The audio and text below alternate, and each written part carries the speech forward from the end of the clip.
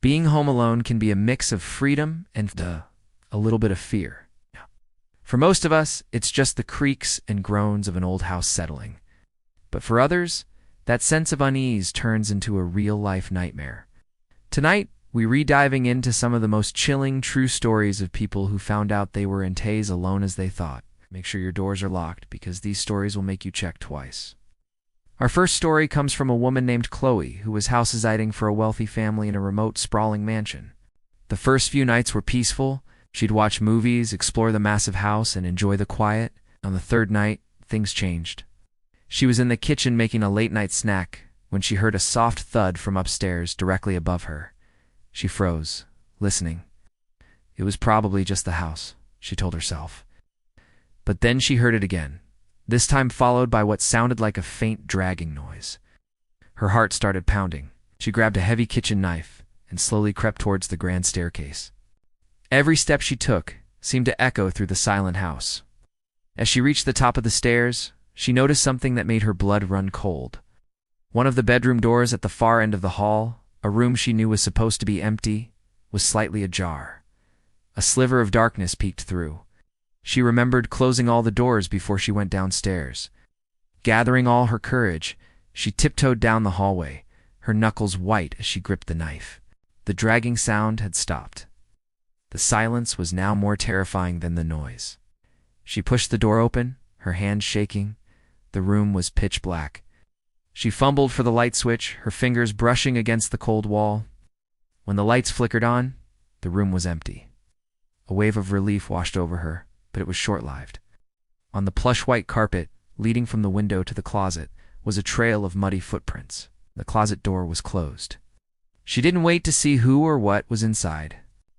She bolted down the stairs, out the front door, and didn't stop running until she reached a neighbor's house a quarter-mile away.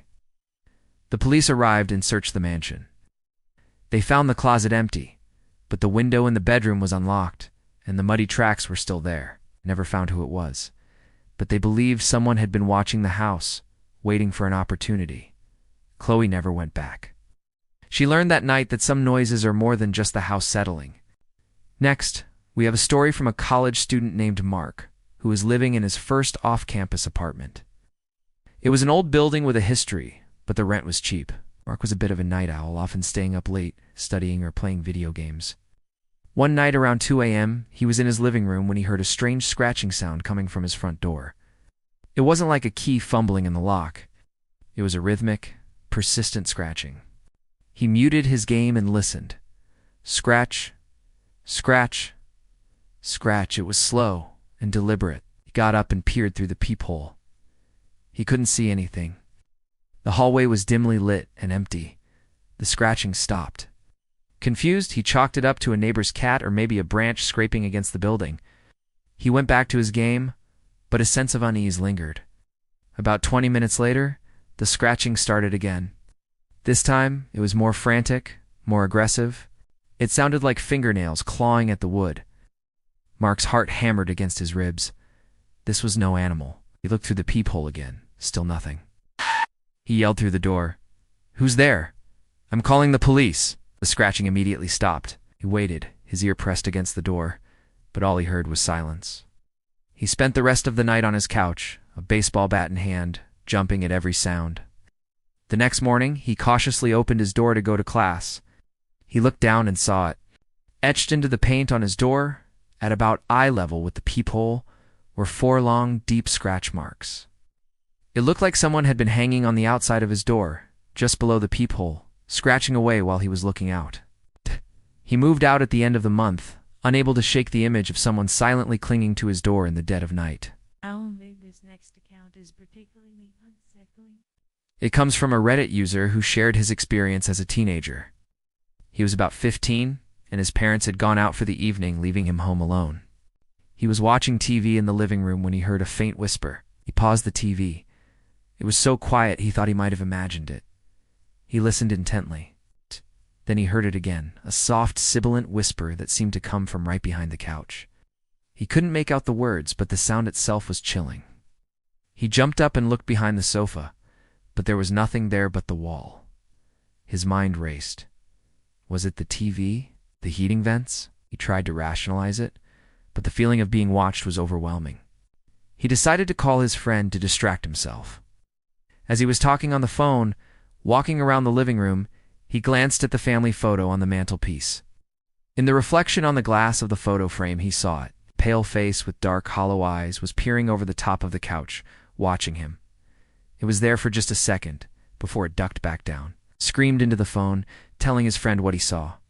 He dropped the phone and ran into his bedroom, locking the door and shoving a dresser in front of it. He could hear movement from the living room now, slow, shuffling sound. He stayed in that room, terrified, until he heard his parents' car pull into the driveway. He shouted for them, and when they came inside, the shuffling stopped. He burst out of his room to find them looking around, confused. The living room was empty.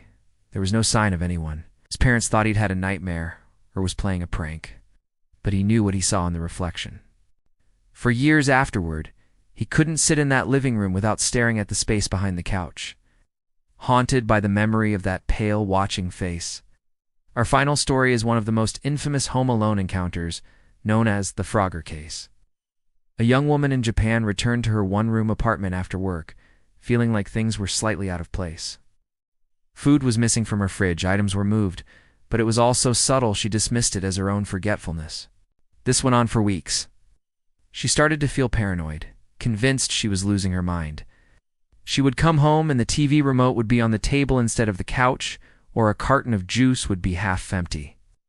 One day, convinced someone was entering her apartment while she was away, she set up a webcam, positioning it to face her entire living space.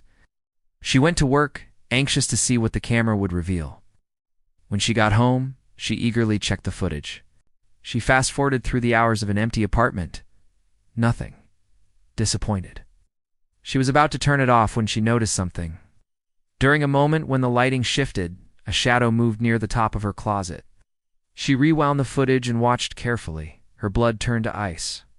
The video showed a figure, a woman, silently slipping out of the top shelf of her closet after she had left for work. The woman moved around the apartment, ate her food, used her bathroom, and then, just before the time she was due to return home, slipped back into the closet and pulled the door shut. Horrified, she immediately called the police. They arrived and cautiously opened the closet. There, huddled on the top shelf, was a homeless woman who had been living in her apartment undetected for almost a year. The woman had been sneaking in and out, treating the apartment as her own whenever the owner was away. The concept of frogging, living secretly in someone else's home, is terrifyingly real. Imagine sharing your personal space with a stranger for a year and having no idea. These stories remind us that the most frightening things aren't ghosts or monsters, but the unsettling reality that sometimes we are not truly alone. The bump in the night might not just be the wind. So next time you're home by yourself and you hear a strange noise, maybe it's worth checking, or maybe it's better not to know. Thanks for watching.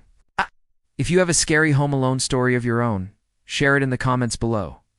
Stay safe, and don't forget to subscribe for more chilling tales.